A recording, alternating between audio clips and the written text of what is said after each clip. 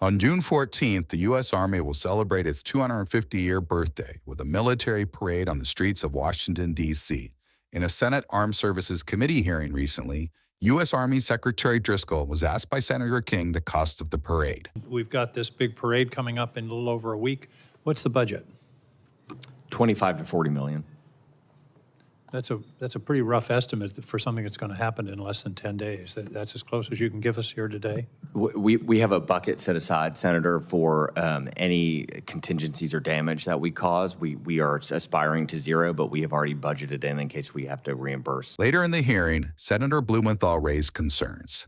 I am struck by the cost, $25 to $40 million. As Senator King said, that's a pretty wide spread, and you're saying that it's due to the damage that may be caused? Is that the result of having tanks going through the streets of Washington and possibly tearing up the streets? And what other damage would be done? To the cost, Senator, I think from our perspective, we're optimistic and we'll be able to report to you after the parade if But why have tanks? Why this kind of parade? We believe we have a once-in-a-lifetime opportunity to fill up our recruiting pipeline with young Americans. Wouldn't your preference be to save money in light of the budget cuts we're seeing for training programs, freezes on hiring, shrinking staff levels, deferring maintenance, jeopardizing equipment maintenance? These problems are not theoretical.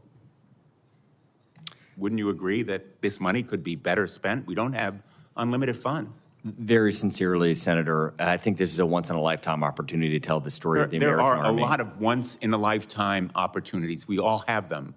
But it doesn't mean that we spend money extravagantly. But it was a miffed Senator Duckworth with the last word. Let's be clear, you're not doing it to celebrate the Army's birthday. You're doing it to stroke Donald Trump's ego. If you want to celebrate the Army's birthday by spending $30 million, I would recommend you think about something along the lines of maybe spending that money on childcare for military families, perhaps tuition reimbursement for military families. There are lots of ways to celebrate the Army's birthday without blowing it all on a parade. For more Congress news, stay tuned for Congress Clips, and thanks for watching.